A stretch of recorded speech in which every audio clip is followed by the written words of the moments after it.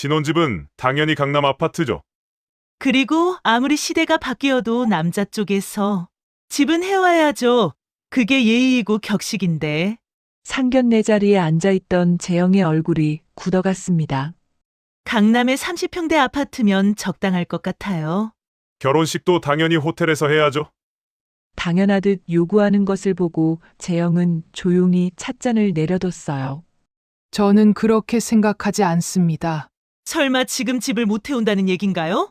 사연 시작 전에 무료로 할 수 있는 구독과 좋아요 해주시고 어디에서 듣고 계신지 댓글 남겨주시면 그곳으로 복이 가득 깃들길 기도하겠습니다.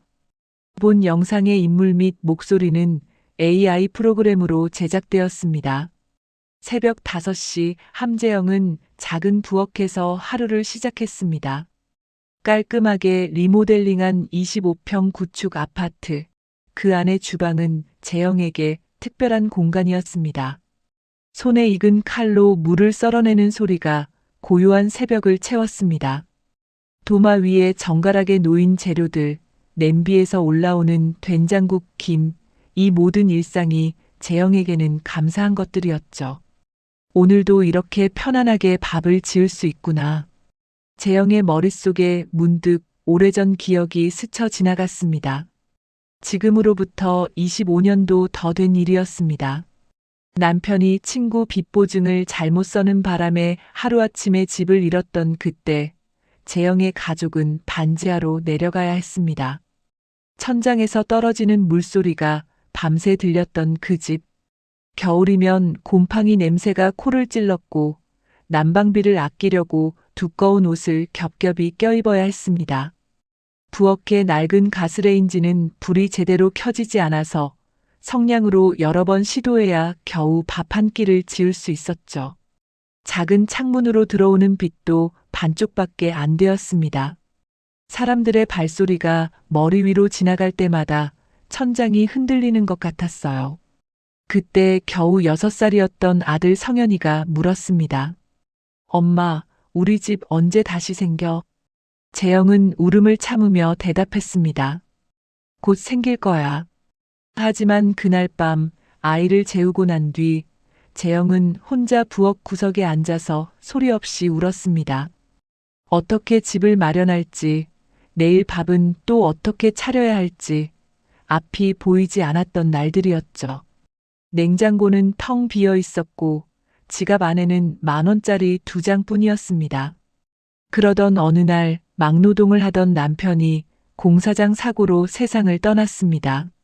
장례식장에는 조문객도 없었습니다. 재영은 혼자서 절을 받으며 생각했습니다. 이제 나 혼자 이 아이를 키워야 하는구나. 빈소 앞에 놓인 국화꽃 한 다발, 그것조차 재영이 마지막 남은 돈으로 산 것이었어요. 장례를 치르고 나니 손에 쥔 게 아무것도 없었습니다. 먹고 살기 위해서라면 무엇이든 해야 했습니다. 식당 설거지, 건물 청소, 전단지 돌리기. 재영은 가리지 않고 일했습니다. 성현이가 학교에 간 사이에 일을 하고 아이가 돌아올 시간에는 집에 있으려고 발버둥 쳤죠. 손은 거칠어졌고 허리는 아팠지만 재영은 멈출 수 없었습니다. 아이 앞에서만큼은 웃는 얼굴을 보여주려 애썼어요. 그러던 어느 날 저녁, 초등학교 3학년이 된 성현이가 말했습니다.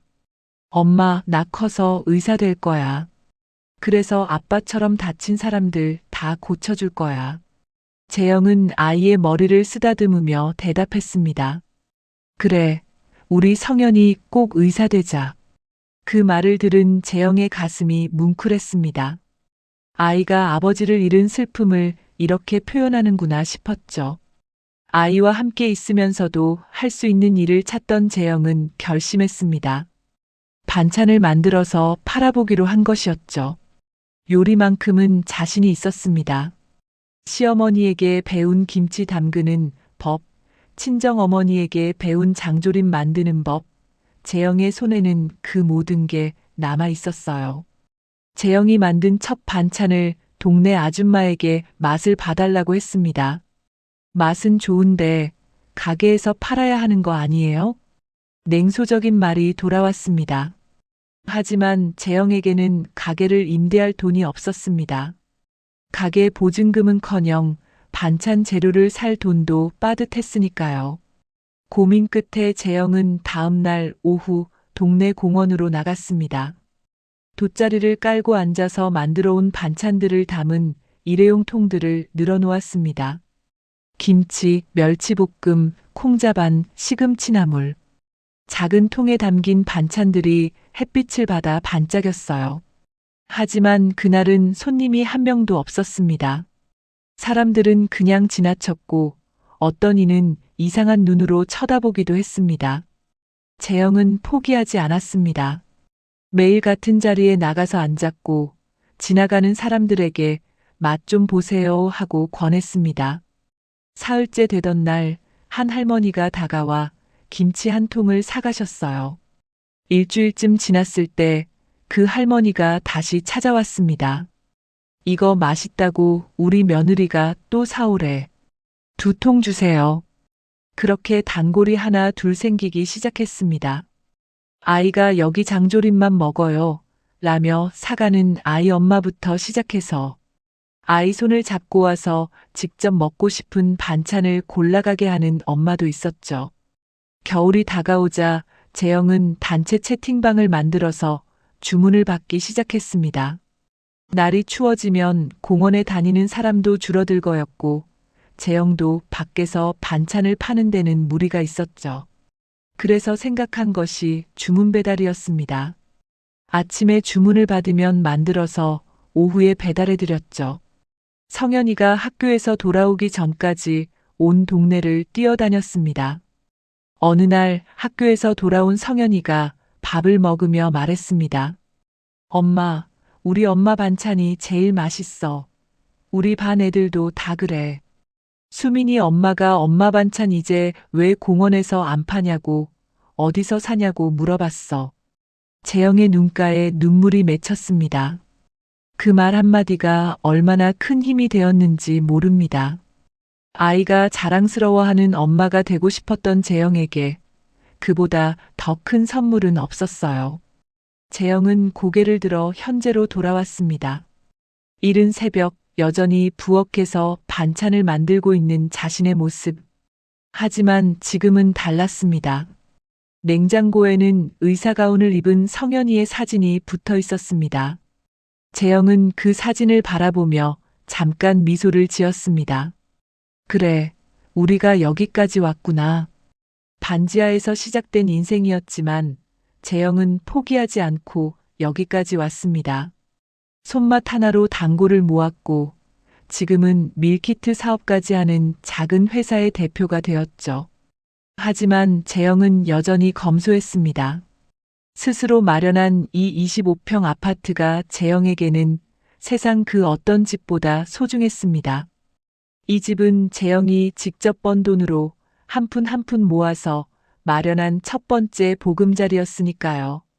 재영은 다시 칼을 들고 당근을 썰기 시작했습니다. 규칙적인 칼질 소리가 부엌에 울려 퍼졌습니다. 새벽 공기는 여전히 고요했고 재영의 하루는 이렇게 또 시작되었습니다. 1시간쯤 지났을까요? 재영이 식탁에 아침상을 차리고 있을 때 성현이 방문을 열고 나왔습니다. 깔끔하게 머리를 빗은 성현은 정장 차림이었어요. 재영은 아들을 보며 잠깐 미소를 지었습니다. 의사가 된 아들, 그 모습이 아직도 신기했어요. 어머니, 벌써 일어나셨어요? 응, 오늘은 일찍 깼다. 앉아서 밥 먹어라. 성현은 식탁에 앉으며 재영이 차려놓은 상을 바라봤습니다. 된장국, 계란말이, 김치, 시금치나물. 소박하지만 정성스러운 아침상이었죠. 재영은 성현의 그릇에 국을 떠서 건넸습니다. 성현은 잠시 숟가락을 멈추고 어머니를 바라봤어요. 조심스러운 표정이었습니다. 어머니 상견례 날짜가 잡혔어요. 그래, 둘이 얘기가 잘 된 모양이구나. 축하한다. 재영은 아들에게 축하의 인사를 먼저 건넸습니다. 성현이 결혼하고 싶은 여자라며 인사시켜줬던 신혜의 얼굴도 떠올랐어요. 같은 병원에 근무하는 간호사인 신혜는 단정하고 사랑스러운 사람이었죠. 언제니? 다음 주 토요일. 재영은 고개를 끄덕였습니다. 아들이 결혼할 나이가 되었다는 게 실감났어요. 기쁘면서도 한편으로는 걱정이 앞섰습니다. 상대 집안은 어떤 분들이시니? 그때 인사 갔을 때 배웠잖아. 성현은 밥을 한 숟가락 떠서 입에 넣으며 대답했습니다. 신의 부모님은 강남에 사세요. 재영의 표정이 잠깐 굳었습니다. 강남이라는 말에 마음 한구석이 무거워졌어요. 재영은 애써 평온한 목소리로 말했습니다. 강남이면 우리랑은 많이 다른 환경이겠네. 성현은 어머니의 표정 변화를 놓치지 않았습니다. 조금 걱정스러운 얼굴로 국을 한 숟가락 떠 마셨어요. 재영은 다시 조심스럽게 물었습니다. 아버지 일찍 돌아가신 건 알고 계시지? 네, 어머니. 크게 개의치 않으셨어요. 성현의 대답에는 확신이 없었습니다. 재영은 그걸 알아챘지만 아들을 믿기로 했어요. 재영은 성현의 표정을 살피며 다시 물었습니다. 정말 다행이네. 재영은 조금 안심한 듯 고개를 끄덕였습니다. 하지만 성현이 다음 말을 꺼냈을 때 재영은 숟가락을 내려놓아야 했어요. 그런데 어머니 상견례 장소가 호텔 멤버십 라운지래요. 재영은 잠시 말을 잃었습니다. 호텔 멤버십 라운지라니 재영은 그런 곳에 가본 적이 없었어요. TV에서나 봤던 부유한 사람들이 가는 그런 곳이었죠. 그런 데는 처음 가보는데 재영의 솔직한 걱정이 묻어났습니다. 성현은 어머니를 안심시키려고 말했습니다. 조용해서 거기 잡으신 거래요. 어머니 괜찮으세요? 그냥 편하게 가시면 돼요. 하지만 재영의 마음은 무거웠습니다. 뭘 입고 가야 할지, 어떻게 행동해야 할지 벌써부터 걱정이 앞섰어요. 성현은 서둘러 밥을 먹고 출근 준비를 했습니다. 시계를 보니 병원에 갈 시간이었죠. 재영은 아들의 뒷모습을 바라보며 혼잣말처럼 중얼거렸습니다. 괜히 아들 흠잡힐 일 만들면 안 되는데. 성현이 현관문을 나서자 재영은 식탁을 치우지 않고 그대로 앉아 있었습니다. 식은 국그릇을 바라보며 생각에 잠겼어요. 호텔 멤버십 라운지라는 곳이 어떤 곳일까? 거기서 뭘 먹을까? 얼마나 비쌀까? 별의별 생각이 다 들었습니다. 재영은 한숨을 쉬며 자리에서 일어났습니다. 식탁을 치우고 설거지를 하면서도 마음은 계속 상견례 생각뿐이었어요. 설거지를 마친 재영은 안방으로 들어가 옷장 문을 열었습니다. 옷장 안에는 옷이 많지 않았습니다. 평소에 입는 편한 옷들과 중요한 날에만 꺼내 입는 투피스 한 벌. 재영은 그 투피스를 꺼내보며 고민했어요. 이걸 입고 가야 하나 너무 소박한 거 아닐까? 재영은 거울 앞에 투피스를 대보고는 다시 옷장에 넣었습니다. 뭘 입어야 할지 결정을 내릴 수가 없었어요. 그렇다고 상견례를 위해 옷을 마련하는 거는 너무 과한 것 같다는 생각이 들었죠. 그래도 격식 있는 옷이 오래되었으니 이 기회에 한 벌 마련해야 할까? 재영의 고민이 깊어졌습니다. 그때 재영의 핸드폰이 울렸습니다. 공장 직원에게서 온 전화였어요. 재영은 전화를 받으며 마음을 가다듬었습니다. 상견례 걱정은 잠시 접어두고 오늘 해야 할 일에 집중해야 했죠. 한편 병원에 도착한 성현은 복도에서 신혜를 만났습니다. 신혜는 간호사복을 입고 환하게 웃으며 다가왔어요. 그리고 속삭이듯 조용히 말했습니다. 오빠, 상견례 일정 말씀드렸지? 응. 장소 얘기 듣고 어머니가 조금 부담스러워 하시더라고. 그런 곳은 안 가보셔서. 성현의 말에 신혜는 가볍게 웃으며 대답했습니다.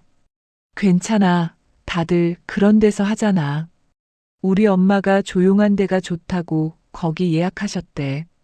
신혜는 별로 심각하게 생각하지 않는 것 같았습니다. 하지만 성현의 표정에는 살짝 불안함이 스쳐 지나갔어요.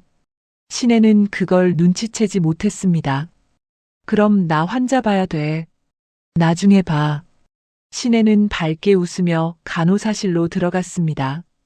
성현은 그 뒷모습을 바라보며 잠시 생각에 잠겼어요. 어머니의 걱정스러운 얼굴이 떠올랐습니다. 성현은 고개를 저으며 진료실로 향했습니다. 괜찮을 거야. 그냥 인사하는 자리인데 뭐. 성현은 스스로를 안심시키려 했습니다. 하지만 마음 한구석에는 묘한 불안감이 자리 잡고 있었어요. 재영은 그날 오후 밀키트 공장을 방문했습니다. 작은 공장이었지만 재영에게는 자랑스러운 곳이었죠. 직원들이 재영을 보고 반갑게 인사했습니다. 대표님 오셨어요. 식사는 다들 하고 하는 거죠? 재영은 직원들에게 먼저 물었습니다. 직원들의 끼니를 챙기는 게 재영의 습관이었어요. 재영은 직원들과 허물없이 이야기를 나누며 제품 상태를 확인했습니다. 밀키트 포장을 하나하나 살피며 맛도 직접 봤어요. 이번 김치찌개 밀키트, 간이 딱 좋네요. 대표님이 레시피 조정해 주신 덕분이에요. 직원들은 재영을 진심으로 따랐습니다. 재영이 누구보다 열심히 일하고 직원들을 가족처럼 대했기 때문이었죠. 재영은 공장을 둘러보며 뿌듯함을 느꼈습니다. 여기까지 오느라 정말 힘들었지. 하지만 포기하지 않길 잘했어. 재영은 마음속으로 생각했습니다.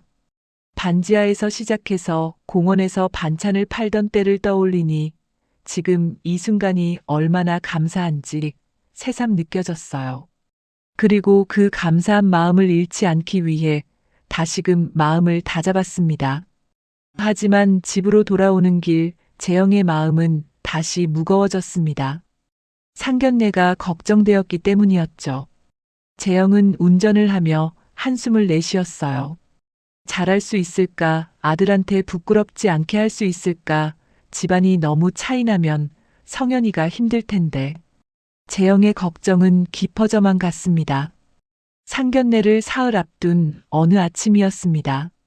재영의 집 부엌에서는 김치찌개 끓는 냄새가 은은하게 퍼졌어요.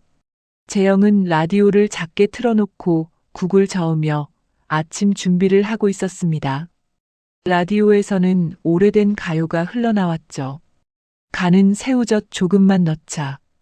그게 깔끔하고 깊은 맛이 나니까. 재영은 혼잣말을 하며 양념을 조절했습니다. 손에 익은 솜씨였어요.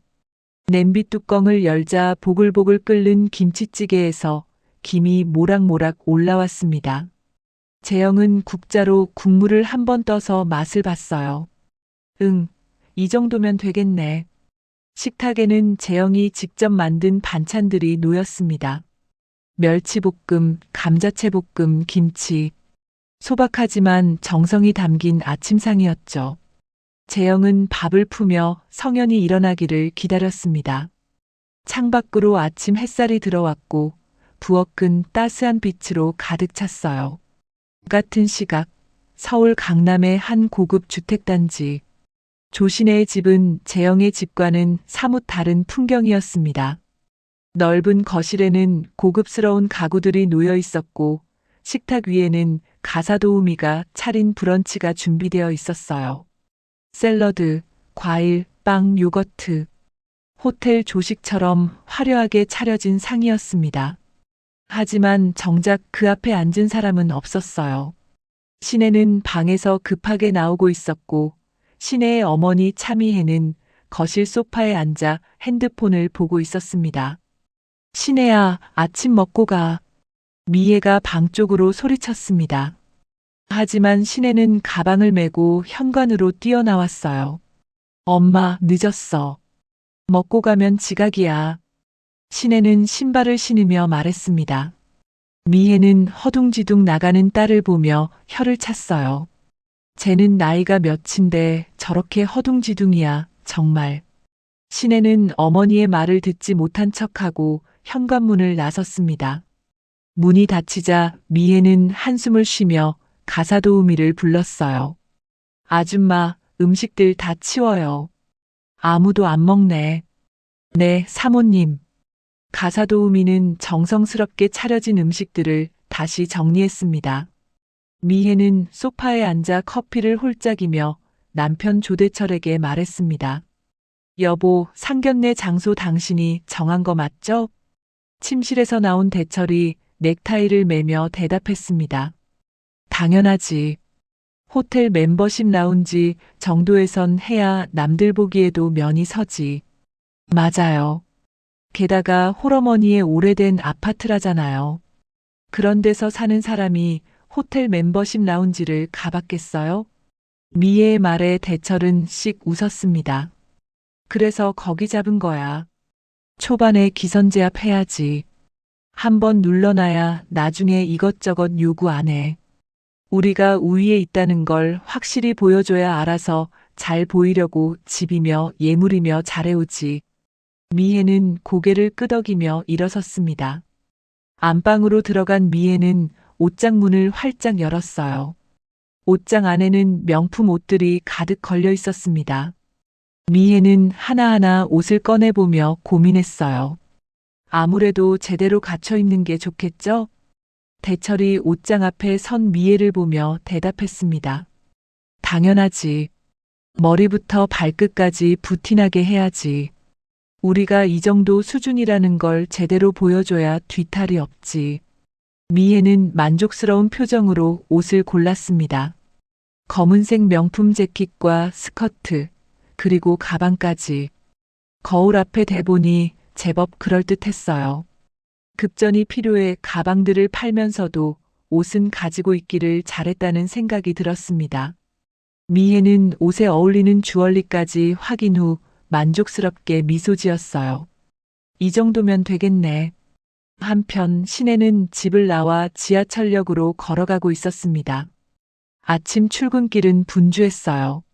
사람들이 빠르게 오갔고 신혜도 그 사이를 재빨리 걸었습니다. 걸으면서도 신혜의 머릿속에는 어젯밤 우연히 들었던 부모님의 대화가 맴돌았어요. 방에서 나오려다가 거실에서 들리는 부모님 목소리에 신혜는 문 앞에서 멈췄었습니다. 문틈으로 들리는 소리였어요. 상견례 때 기선제압 확실히 해야겠죠? 어머니의 목소리였습니다. 당연하지. 의사 아들 덧답시고 기고만장하면 곤란하지. 우리가 주도권 잡아야 해. 아버지의 목소리도 이어졌어요. 신혜는 문 앞에 서서 그 대화를 듣고 있었습니다. 표정이 점점 복잡해졌어요. 신혜는 그대로 방 안으로 다시 들어가 문을 조용히 닫았습니다. 침대에 앉은 신혜는 한숨을 내쉬었습니다. 성현이 집에 처음 인사 갔을 때가 떠올랐어요. 크지 않지만 깔끔한 아파트, 소박하지만 따뜻하게 대해주셨던 성현 어머니. 신혜에게는 좋은 기억이었습니다. 하지만 부모님은 그게 마음에 들지 않으셨던 것 같았어요. 검소하신 분 같다는 신혜의 말에 검소한 건 궁상 맞다는 걸 포장한 말이라는 비판까지 했었죠. 괜찮겠지, 부모님이 날 생각해서 걱정되시는 거겠지. 신혜는 스스로를 위로했습니다. 하지만 마음 한구석이 불편했어요. 혼자 중얼거렸습니다. 괜찮을 거야. 다 잘 될 거야. 지하철역에 도착한 신혜는 개찰구를 통과했습니다. 플랫폼에 서서 전철을 기다리며 신혜는 깊은 한숨을 내쉬었어요. 결이 다른 자신의 부모님과 성현의 어머니가 만날 것이 걱정되기 시작했습니다. 그날 오후 재영은 다시 밀키트 공장을 찾았습니다. 이번 주 생산량을 확인하러 온 것이었죠. 공장 직원들은 재영을 보자 반갑게 손을 흔들었습니다. 대표님 오셨어요. 다들 점심은 드셨어요? 재영의 첫마디는 언제나 직원들 안부였습니다. 언제나 직원들의 식사를 챙겼죠. 직원들은 환하게 웃으며 대답했어요.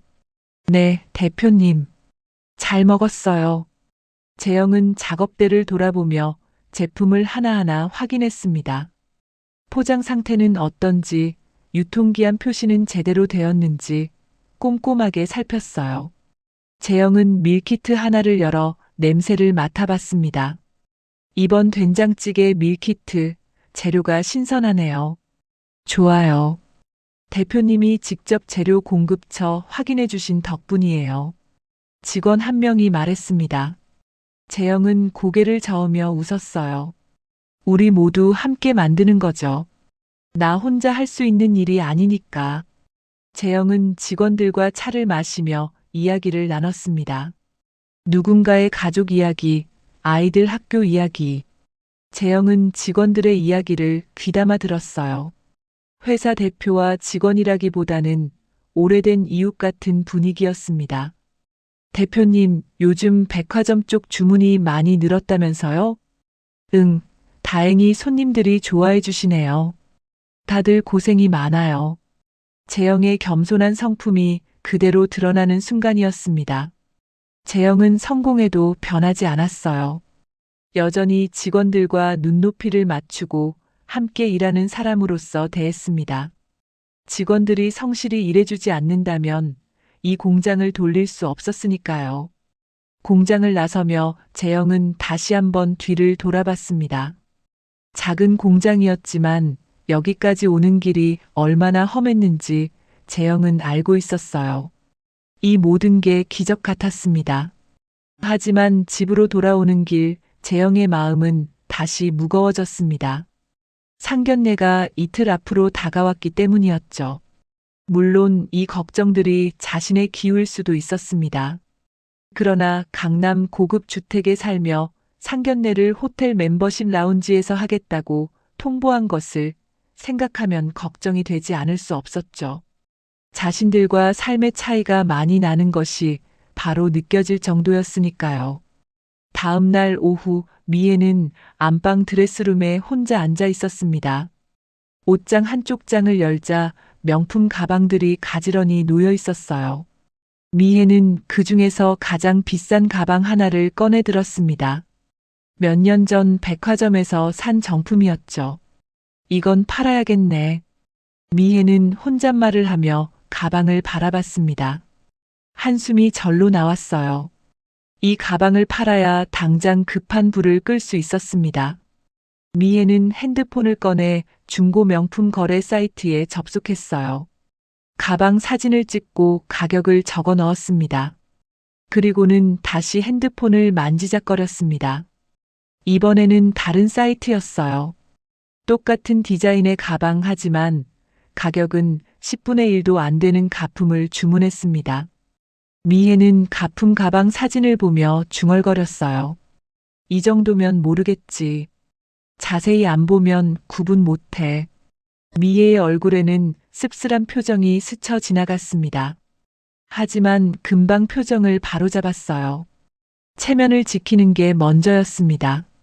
거실에서는 대철이 통화를 하고 있었습니다. 목소리가 점점 낮아졌어요. 이 부장, 그러니까 이번 달도 좀 어렵네.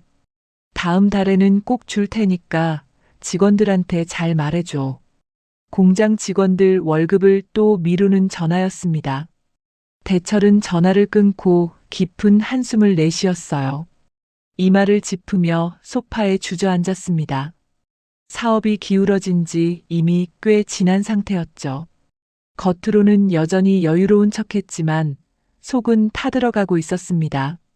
매달 직원들의 월급을 지급하는 것조차 어려운 실정이었어요.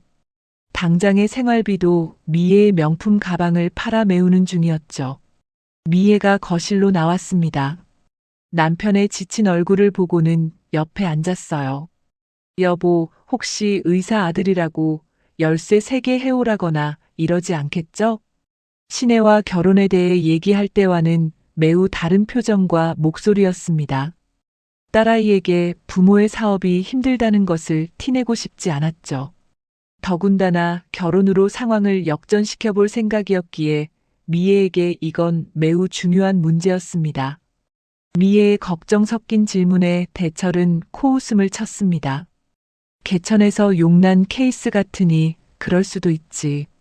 근데 그날 인사 왔을 때 보니까 전 닥터는 그럴 위인이 못 될 것 같으니 걱정 마.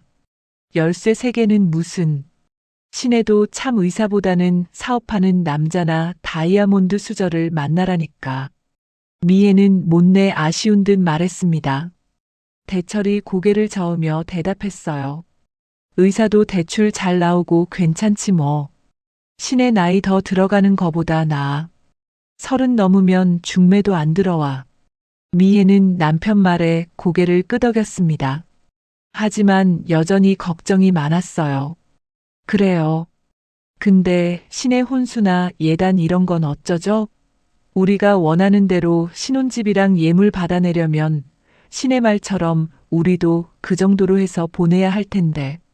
대철은 손을 내저으며 말을 끊었습니다.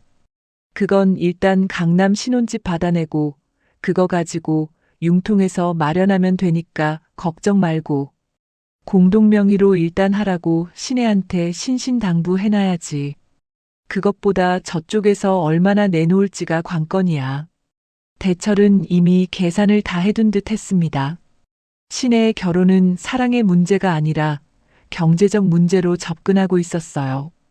예물을 우리가 받은 곳에서 한다고 하고 현금으로 달라고 하는 건 어때요? 그것도 괜찮지. 아니면 환불해도 되니까 그건 나중에 천천히 생각해 보자고.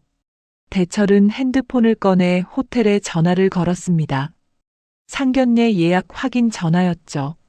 통화가 연결되자 대철의 목소리가 갑자기 밝아졌습니다. 아, 거기 라운지죠? 네, 저번에 예약한 조대철인데요. 이번 주 토요일 예약 확인하려고요. 과장된 웃음과 존댓말이 이어졌습니다. 상대방 말을 듣던 대철이 허세 섞인 목소리로 말했어요.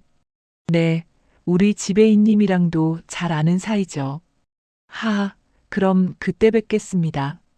통화를 끄는 대철은 만족스러운 표정을 지었습니다. 미애도 옆에서 웃으며 고개를 끄덕였어요. 대철이 미애에게 말했습니다. 이번 상견례로 판 뒤집자. 제대로 압박 들어가면 저쪽도 어쩔 수 없어. 아들이 결혼하겠다는데 설마 안 해주겠어? 집을 팔아서라도 해주겠지. 뭐 그 집 얼마나 하겠냐만. 당연하죠. 우리가 먼저 주도권을 잡아야 해요. 두 사람은 마치 전쟁을 준비하는 것처럼 전략을 짰습니다. 상견례는 서로를 알아가는 자리가 아니라 상대를 눌러두는 자리였어요. 대철은 거실 테이블 위에 놓인 와인 2잔을 채워 하나를 미애에게 건넸습니다. 자, 우리 성공을 위해. 그래요, 여보. 우리 잘해봐요. 두 사람은 와인 잔을 부딪히며 웃었습니다. 하지만 그 웃음 뒤에는 절박함이 숨어 있었어요. 저녁 무렵 신혜가 퇴근해서 집에 들어왔습니다. 부모님은 신혜가 퇴근하고 오자마자 소파에 앉을 것을 권했어요. 상견례에 대해 얘기하려는 거였습니다. 신혜야, 신혼집은 엄마 아빠 생각엔 강남으로 얘기하는 게 좋을 것 같아. 둘이 살려면 최소 30평은 되어야 좋을 거고. 당신은 당연한 얘기를 하고 있어. 그리고 예물도 확실히 받아야 해. 알지? 아버지도 거들었어요. 신혜의 표정이 복잡하게 변했습니다. 신혜는 조심스럽게 말했어요. 엄마 아빠 성현 씨 집은 그렇게 여유 있는 집 아니야. 그리고 신혼집에 예물까지 받으려면 우리도 예단 제대로 해서 보내야 해. 미애는 딸을 보며 눈을 크게 떴습니다. 신혜야, 그 집이 그렇게 여유가 있지 않다고 하니까 더 확실히 짚고 넘어가는 거야. 그리고 의사인데 설마 돈 없겠니? 우린 하나밖에 없는 딸 결혼하는 건데 할 건 제대로 다 해야지. 대철도 신혜를 보며 단호하게 말했습니다.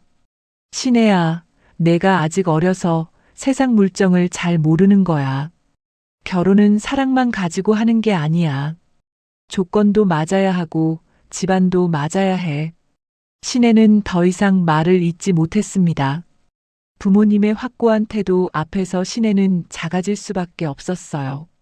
신혜는 방으로 들어가며 작은 목소리로 말했습니다. 알았어요. 방문이 닫히자 미애와 대철은 서로를 바라봤습니다. 대철이 미애에게 말했어요. 쟤 제대로 못 알아들은 것 같은데. 상견례 날 초치는 소리 하지 않게 당신이 단속 잘해. 그래야죠. 애가 괜히 어설픈 소리에서 분위기 깨면 안 되니까. 미애는 고개를 끄덕였습니다.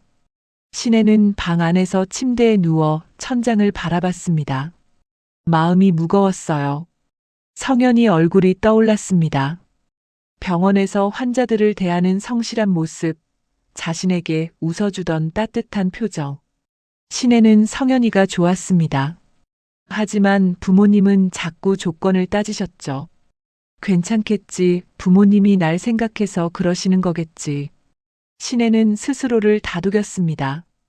딸이 고생하길 바라는 부모는 없을 거였고, 이왕이면 대접받으며 시집 가기를 바랄 테니까요. 하지만 마음 한구석에는 불안감이 자리 잡고 있었어요. 이대로 상견례를 해도 괜찮은 걸까? 신혜는 핸드폰을 꺼내 성현에게 문자를 보낼까 고민했습니다. 하지만 뭐라고 말해야 할지 몰라 그냥 핸드폰을 내려놓았어요. 거실에서는 미혜와 대철이 여전히 대화를 나누고 있었습니다. 이번 상견례만 잘 넘기면 우리도 숨통이 트일 거야. 그럼요. 신혼집만 제대로 받아내면 당분간은 버틸 수 있어요. 두 사람의 대화는 계속되었습니다. 딸의 결혼이 아니라 마치 사업 거래를 준비하는 것처럼 말이었죠. 상견례는 이제 하루 앞으로 다가와 있었습니다. 상견례 당일 아침이었습니다. 재영은 새벽부터 잠을 설쳤어요. 시계를 보니 아침 5시였습니다. 평소보다 일찍 일어난 재영은 부엌으로 나가 물을 한 잔 마셨어요. 손이 미세하게 떨렸습니다. 오늘이구나. 재영은 깊은 숨을 내쉬었습니다. 아침 식사를 준비하려다가 손이 가지 않았어요. 긴장 때문에 식욕도 없었습니다. 재영은 안방으로 돌아가 옷장 앞에 섰어요. 옷장 문을 천천히 열었습니다. 평소에 입는 편한 옷들 사이로 한쪽에 조심스럽게 걸려있는 투피스가 보였어요. 재영은 그 옷을 꺼내 침대 위에 펼쳐놓았습니다. 짙은 남색 투피스였습니다. 유행이 지난 디자인이었어요. 산지 10년도 넘은 옷이었으니 어쩌면 당연한 일이었죠. 하지만 재영이 관리를 잘해서 깔끔한 상태였습니다. 재영은 옷을 만지며 생각했습니다. 그냥 하나 새로 살 걸 그랬나. 재영의 얼굴에 걱정이 가득했습니다. 거울 앞에 투피스를 대보고는 고민에 빠졌어요. 상견례 얘기를 듣자마자 한 벌 살까를 고민했지만 사치 같다는 생각이 들었죠. 그럴 바에야 성현이 출근할 때 입을 정장 한 벌을 더 사주는 편을 택하는 게 더 나을 것 같았습니다. 그래. 성현이 말대로 인사 나누는 자리니까. 8시쯤 성현이 방에서 나왔습니다. 평소처럼 깔끔하게 정장을 차려입은 모습이었어요. 거실에 나온 성현은 안방 앞에 서 계신 어머니를 봤습니다. 재영은 거울 앞에서 옷매무새를 고치고 있었어요. 어머니. 성현이 조심스럽게 불렀습니다. 재영이 돌아봤어요. 성현은 어머니의 표정을 살폈습니다. 평소와 달리 긴장한 얼굴이었죠. 어머니, 너무 긴장하시는 것 같아요. 성현이 다가가며 말했습니다. 재영은 억지로 웃으며 대답했어요. 아무래도 상견례라고 하니 긴장이 되는구나. 하지만 재영의 손은 자꾸 옷깃을 만지작거렸습니다. 성현은 어머니 앞에 섰어요. 어머니 또 쓸데없는 걱정하고 계시는 거죠? 재영은 아들을 바라봤습니다. 자신이 무슨 생각을 하고 있는지 굳이 말하지 않아도 다 아는 표정이었죠. 재영은 입술을 꼭 깨물었어요. 성현이 어머니의 손을 잡았습니다. 어머니는 제 자랑이에요. 혼자서 사업도 하시고 이렇게 저를 의사로 키워주시고 제가 세상에서 제일 존경하는 분이 어머니예요. 재영의 눈가가 붉어졌습니다. 아들의 말에 마음이 뭉클했어요. 재영은 성현의 어깨를 툭 쳤습니다. 그래, 당당하게 다녀오자. 성인 둘이 좋아서 결혼하고 싶다는데 당당하지 않을 게 또 뭐겠니?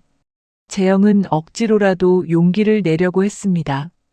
성현은 어머니를 보며 환하게 웃었어요. 출발 시간이 되자 두 사람은 집을 나섰습니다. 성현이 운전을 했어요. 차가 출발하자 재영은 조수석에 앉아 창밖을 바라봤습니다. 서울 시내를 지나가는데 평소보다 차가 막혔어요. 재영은 계속 손을 꼭 쥐었다 폈다를 반복했습니다. 어머니, 오늘은 서로 인사하는 자리니까 너무 부담 갖지 마세요.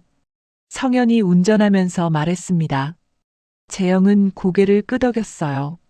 하지만 말은 그렇게 해도 마음은 무거웠습니다. 사실 아들이 결혼을 해서 새로운 가정을 꾸린다고 생각하니 설렘도 있었어요. 그냥 편하게 생각하마.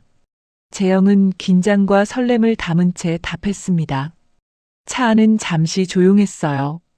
라디오에서 음악이 흘러나왔지만 두 사람 모두 집중해서 듣지 못했습니다. 신호등에 차가 멈췄을 때 성현이 어머니를 돌아봤습니다. 어머니, 제가 옆에 있을게요. 걱정 마세요. 재영은 아들을 보며 작게 웃었습니다. 그 미소에는 고마움과 미안함이 섞여 있었어요. 드디어 호텔에 도착했습니다. 높은 건물이 눈앞에 우뚝 섰어요. 재영은 차에서 내려 호텔을 올려다봤습니다. 입구에서부터 화려했어요. 유리문을 통해 안이 훤히 보였는데 샹들리에가 반짝이고 있었습니다. 이런 데구나. 재영은 작게 중얼거렸습니다. 성현이 어머니 옆으로 다가섰어요. 들어가시죠. 두 사람은 로비로 들어갔습니다. 호텔 직원이 공손하게 인사했어요. 재영은 주변을 둘러봤습니다. 고급스러운 인테리어, 비싼 꽃장식, 정장 차림의 사람들. 모든 게 낯설었습니다. 성현은 직원에게 예약 확인을 하고 라운지로 안내받았습니다. 라운지에 들어서자 재영은 더욱 움츠러들었어요. 조용하고 고급스러운 분위기였습니다. 큰 창문으로 서울 시내가 한눈에 보였어요. 직원이 자리로 안내했습니다. 약속 시간보다 5분 일찍 도착한 것이었죠. 재영과 성현은 자리에 앉았습니다. 직원이 메뉴판을 건넸어요. 살펴보시고 말씀해 주세요. 재영은 메뉴판을 펼쳤습니다. 한 장을 넘기다가 가격을 보고 깜짝 놀랐어요. 커피 한 잔이 2만 원이 넘었습니다.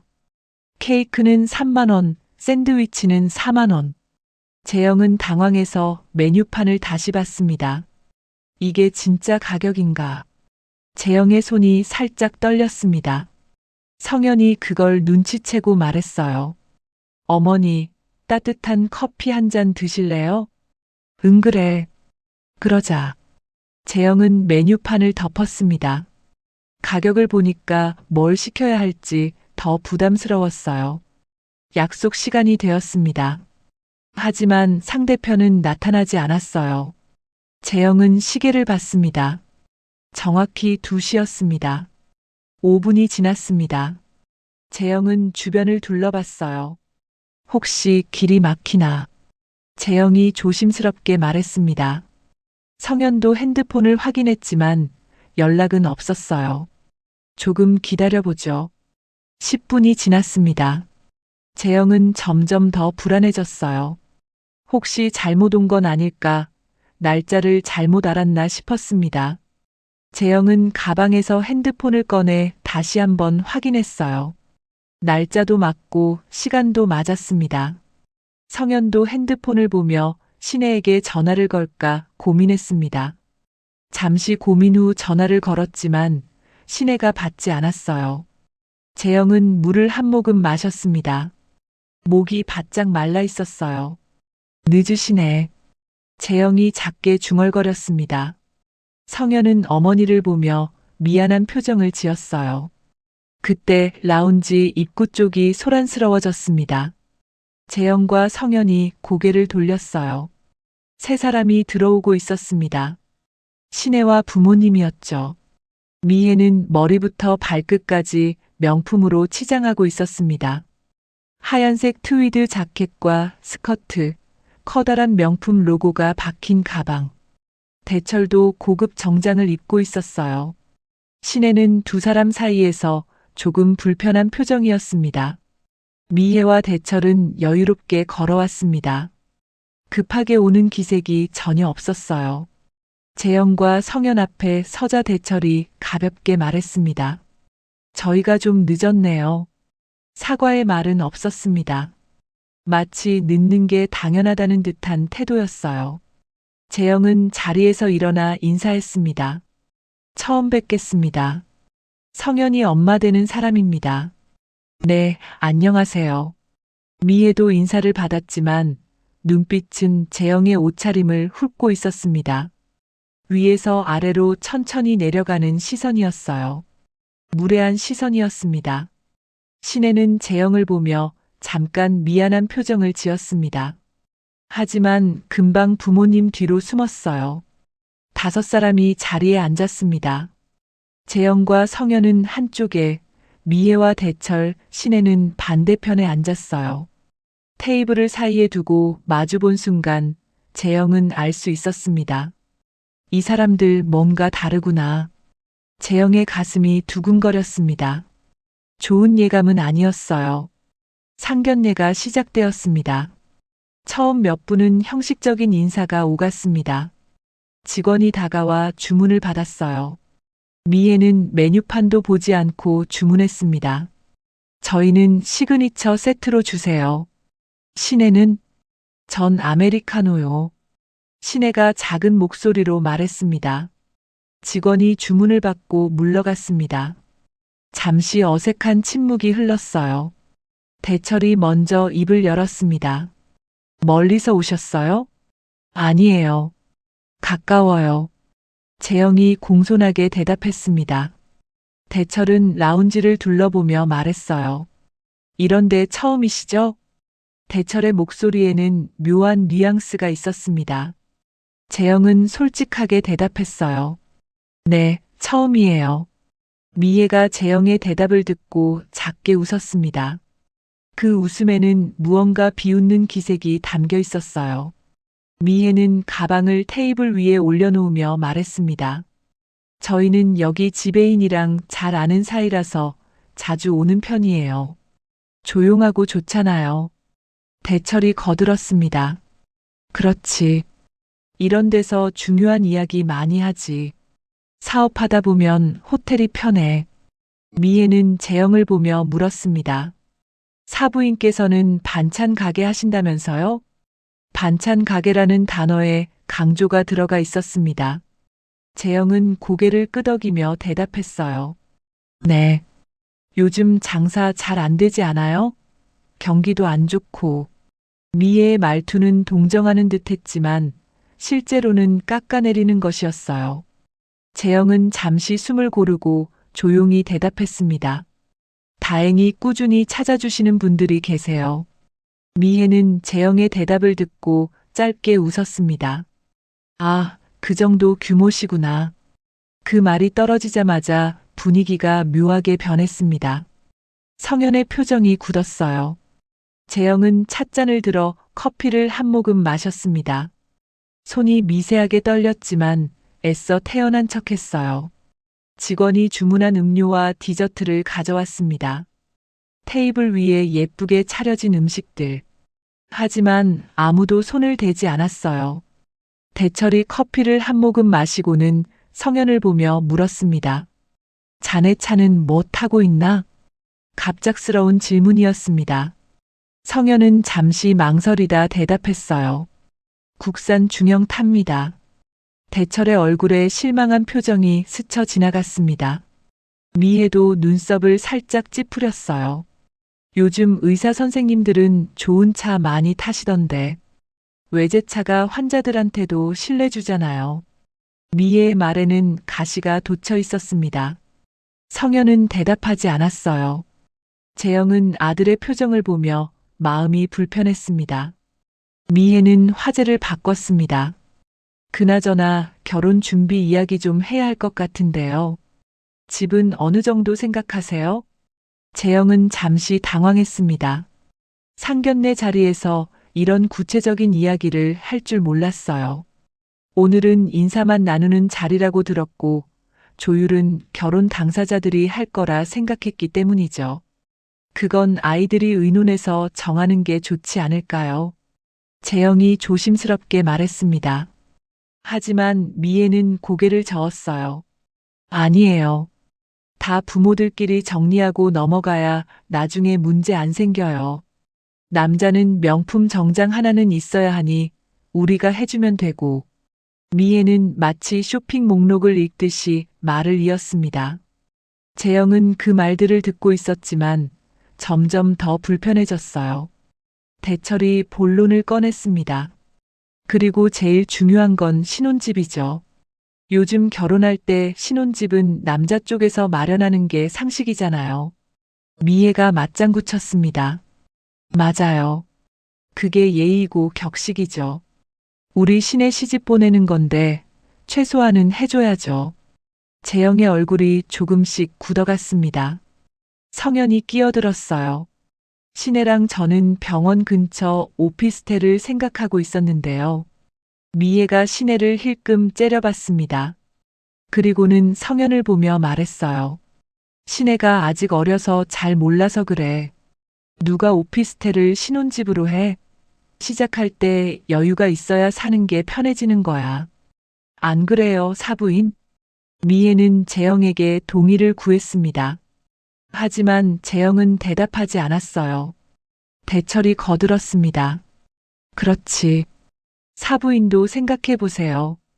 자식 하나인데 아낄 거 뭐 있습니까? 그리고 애들이 편하게 살아야 우리도 편한 거 아니겠습니까? 미애가 구체적인 액수를 꺼냈습니다. 강남의 30평대 아파트면 적당할 것 같아요. 애들 낳고 살려면 20평대는 너무 좁죠. 대철도 거들었어요. 결혼식도 당연히 호텔에서 해야죠. 그래도 사람들 눈이 있는데 저희가 사업을 하다 보니 하객들 수준이 있어서 이해하시죠?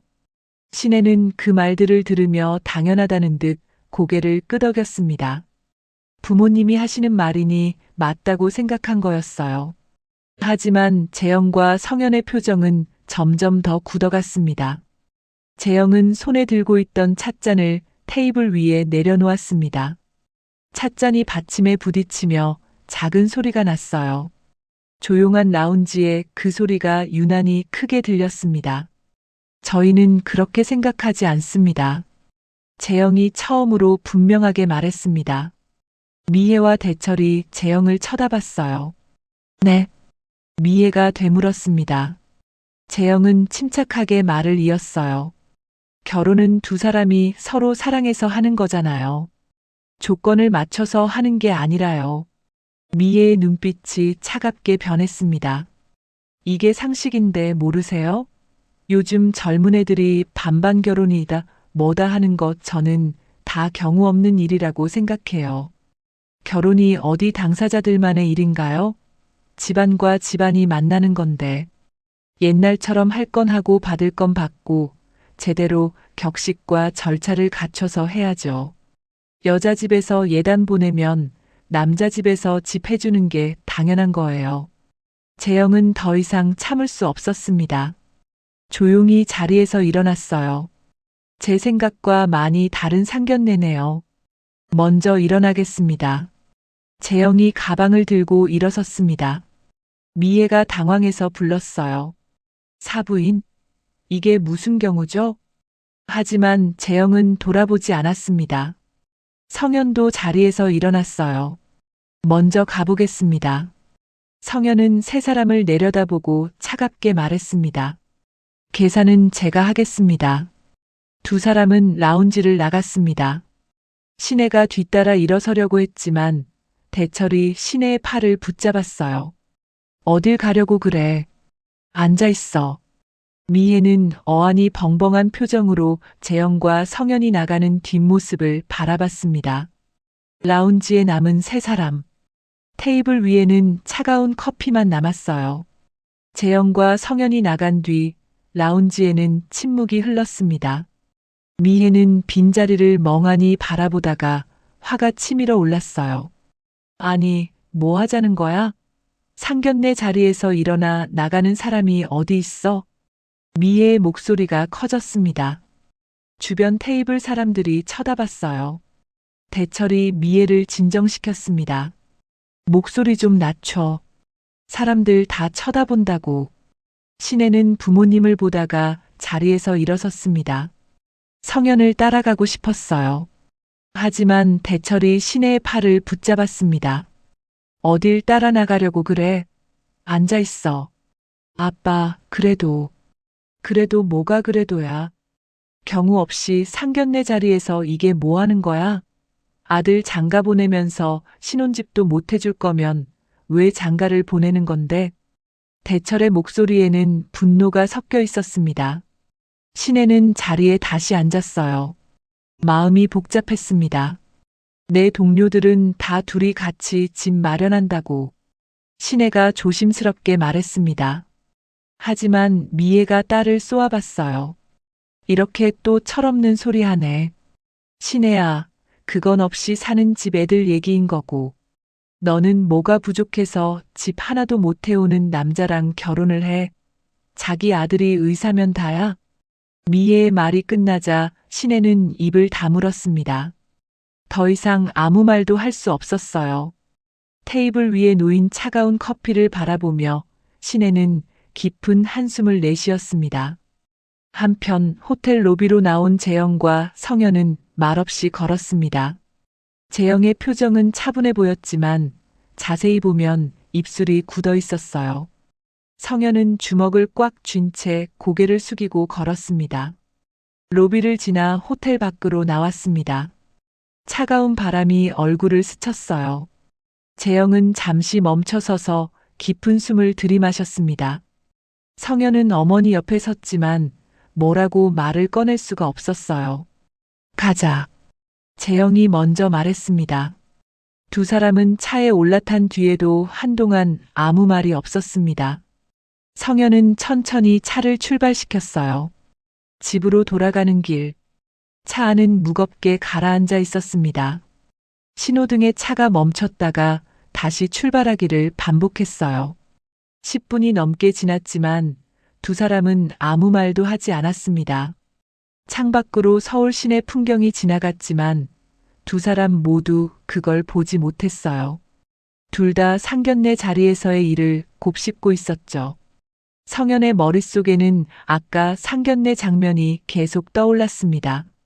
신의 부모님의 무례한 태도, 어머니를 깎아내리는 말들. 성현은 핸들을 잡은 손에 힘을 주었어요. 분노보다는 죄책감이 컸습니다. 내가 어머니한테 이런 일을. 성현의 가슴이 답답했습니다. 어머니도 사업을 하신다고 말을 했으면 상황이 달라졌을까 잠시 후회도 되었지만 그런 걸로 어머니에 대한 태도가 달라진다면 그건 그거대로 더 실망이었을 것 같았죠. 재영은 조수석에 앉아 창밖을 바라봤어요. 표정은 담담했지만 마음속으로는 많은 생각이 스쳐 지나갔습니다. 상견례 장소에 대해 들었을 때부터 불안했던 것이 다 이걸 예견했기 때문이었구나 싶기도 했죠. 재영은 스스로를 다독였습니다. 혼자 아들을 키우면서 늘 아들의 결혼이 걸림돌이 될까 걱정을 하기는 했지만 그보다 경우 없이 대놓고 강남의 신혼집부터 시작해서 많은 것을 요구하는 상대 집안을 보니 마음이 편치 않았습니다. 상견례 자리를 박차고 나오기는 했지만 성현에게 못할 짓을 한 거는 아닐까 걱정도 되었죠. 내 의견을 묻지 않고 내가 먼저 일어나서 미안하구나. 재영은 성현에게 먼저 사과를 했습니다. 어찌되었건 본인의 생각과 아들의 생각은 다를 수 있었으니까요. 아니에요. 어머니, 제가 죄송해요. 어머니가 안 일어나셨으면 제가 먼저 일어나서 나왔을 거예요. 목소리가 떨렸습니다. 재영은 고개를 돌려 아들을 봤어요. 내 잘못 아니다. 재영의 목소리는 차분했습니다. 하지만 성현은 고개를 저었어요. 제가 잘 몰랐어요. 신의 부모님이 그런 분들인 줄. 막상 결혼을 얘기하니 장사를 하고 싶으셨던 모양이구나. 오늘 안 것만으로도 다행이야. 재영은 아들을 위로했습니다. 하지만 성현의 마음은 무거웠어요. 신호등에 차가 멈췄을 때 재영이 다시 말을 이었습니다. 내가 신혜랑 결혼하면 저런 말 평생 들으며 살아야 할지도 모르지. 명절 때마다, 가족 모임 때마다. 그거 견딜 수 있겠니? 재영의 말에 성현은 대답하지 못했습니다. 상상만 해도 끔찍했어요. 나는 내가 행복하면 그걸로 됐다. 내가 신혜를 너무 사랑해서 그 부모님까지 품고 갈 수 있다고 하면 나는 말리진 않을 생각이다. 너도 이제 성인이고 알아서 결정할 나이니까. 하지만 내 인생이니까 내가 잘 생각해야 해. 그리고 그 결정에 책임도 내가 져야 하지. 재영은 아들에게 선택권을 주었습니다. 강요하지 않았어요. 성현은 깊은 고민에 빠졌습니다. 신혜를 사랑하는 건 맞았습니다. 하지만 오늘 본 신혜 부모님의 모습이 계속 머릿속에 맴돌았어요.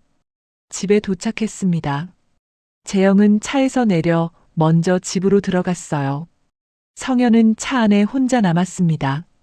시동을 끄고 한참 동안 운전대를 붙잡고 앉아 있었어요. 어떻게 해야 하지? 성현의 머릿속은 복잡했습니다. 핸드폰이 울렸어요. 신혜에게서 온 전화였습니다. 성현은 핸드폰을 보다가 받지 않았어요. 전화벨이 멈췄습니다. 곧 문자가 왔습니다. 오빠 미안해. 부모님이 그렇게까지 얘기하실 줄 몰랐어. 성현은 문자를 읽었지만 답장하지 않았습니다. 뭐라고 답해야 할지 몰랐어요. 신혜도 당황했을 거라는 걸 알았습니다. 하지만 신혜가 상견례 자리에서 부모님 말에 고개를 끄덕이던 모습이 떠올랐어요. 처음 신혜의 부모님을 소개받았을 때가 생각났습니다. 사업을 하셔서 호탕하고 씀씀이가 큰 편이시라는 거를 파악할 수 있던 시간이었지만 그만큼 자식에게도 지원을 아끼지 않고 키우신 것 같았죠. 오히려 시원시원하셔서 그 시간이 불편하지 않았습니다. 하지만 호탕하고 시원하다고 느꼈던 성격은 무례함으로 바뀌었고 자기보다 아랫사람으로 판단한 이에 대한 무시로 느껴졌죠. 성현은 핸드폰을 주머니에 넣고 차에서 내렸습니다. 집 앞에 서서 한참을 망설이다가 문을 열고 들어갔어요. 거실은 조용했습니다. 어머니 방에 불이 꺼져 있었어요. 성현은 자기 방으로 들어갔습니다. 불을 켜지 않고 침대에 누웠어요. 천장을 바라보며 눈을 감았지만 잠이 오지 않았습니다. 신혜와 함께했던 행복한 순간들이 떠올랐습니다. 병원 복도에서 처음 마주쳤을 때 함께 점심을 먹으며 웃었던 날들, 손을 잡고 공원을 걸었던 주말. 따뜻한 기억들이었어요. 하지만 그 기억들 사이로 오늘 상견례 장면이 계속 끼어들었습니다. 신의 어머니가 재영을 깎아내리던 말투, 아버지가 당연하듯 강남 아파트를 요구하던 모습, 그리고 그 말들에 고개를 끄덕이던 신혜. 성현은 눈을 떴습니다. 시계를 보니 자정이 넘어가고 있었어요. 핸드폰을 다시 확인했습니다. 신혜에게서 전화가 3통 더 왔었어요. 하지만 성현은 받지 않았습니다. 고민 끝에 문자를 하나 보냈을 뿐이었죠. 신혜야, 난 괜찮으니까 푹 쉬어. 그리고 우리 내일 얘기하자. 성현의 마음은 복잡했습니다. 사실 마음 한구석에서는 이미 답을 알고 있었어요. 결혼은 두 사람만의 문제가 아니라는 것. 가족과 가족이 만나는 일이라는 것. 그리고 그 가족의 가치관이 너무 다르다면 행복하기 어렵다는 것을요. 성현은 다시 천장을 바라봤습니다. 긴 밤이었어요. 불을 켠 채로 새벽까지 잠들지 못했습니다. 머릿속에서는 계속 같은 질문이 맴돌았어요. 이 결혼을 계속 진행해도 괜찮은 걸까? 무엇보다 어머니를 대하는 태도에서 존중이라고는 눈 씻고 찾아봐도 없었던 모습이 계속 떠올랐죠. 상견례 다음 날 오후였습니다. 재영은 평소처럼 단정한 옷차림으로 백화점을 찾았어요. 일주일에 한 번씩 자사 제품이 진열된 식품관을 들르는 게 재영의 습관이었습니다. 직접 눈으로 확인해야 마음이 놓였어요. 백화점 정문으로 들어서자 화려한 조명과 향수 냄새가 코를 찔렀습니다. 재영은 에스컬레이터를 타고 지하 식품관으로 내려갔어요. 주말이라 사람들이 많았습니다. 식품관에 도착한 재영은 조용히 매장을 둘러봤습니다. 여기저기 진열된 상품들, 시식 코너에 모인 사람들. 재영은 자연스럽게 밀키트 코너로 걸어갔어요. 진열대 앞에 섰습니다. 재영의 회사 제품들이 가지런히 놓여 있었어요. 그런데 눈에 띄는 게 있었습니다. 제품 위에 노란색 스티커가 붙어 있었어요. 이번 주 베스트셀러. 재영은 작게 미소를 지었습니다. 다행히 손님들이 좋아해 주시는구나 싶었어요. 재영은 제품 하나를 집어들어 포장 상태를 꼼꼼히 살폈습니다. 유통기한 표시는 제대로 되어 있는지, 포장이 찢어진 곳은 없는지 하나하나 확인했어요. 그때였습니다. 저쪽에서 익숙한 목소리가 들렸어요. 재영은 고개를 들었습니다. 누군가 통화를 하며 걸어오고 있었습니다. 자세히 보니 시내의 엄마 차미애였어요.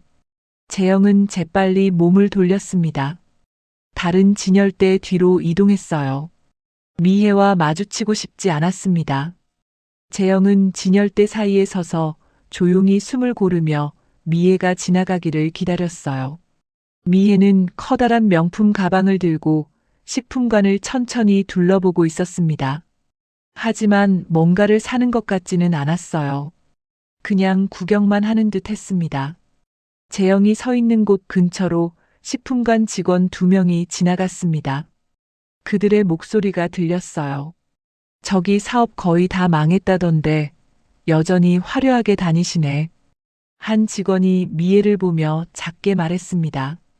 다른 직원이 대답했어요. 가방 짝퉁인 거 너무 티나지 않아? 그러고 색깔이 다른데. 쉿. 조용히 해. 저 사모님 성격 알잖아. 지난번에도 시비 걸어서 난리 났었잖아. 명품관 못 가니까 지금 식품관 와서 사모님 놀이하고 계시는 거지 뭐. 눈 마주치지 마. 두 직원은 미애를 피해 다른 쪽으로 갔습니다. 재영은 그 대화를 다 들었어요. 얼굴에 작은 놀람이 스쳤지만 감정을 드러내지 않았습니다. 저 집안 형편이 그랬구나. 재영은 상황을 이해했습니다. 어제 상견례에서 그렇게 대놓고 강남 아파트를 요구했던 이유가 무엇인지 어렴풋이 알 것 같았어요. 딸을 번듯한 곳에 시집 보냈다는 티를 내고 싶었던 거겠죠. 미애가 재영이 있는 쪽으로 걸어왔습니다. 재영은 더 깊숙이 진열대 뒤로 숨었어요. 하지만 그때 누군가 재영을 불렀습니다. 대표님, 식품관 담당자였습니다.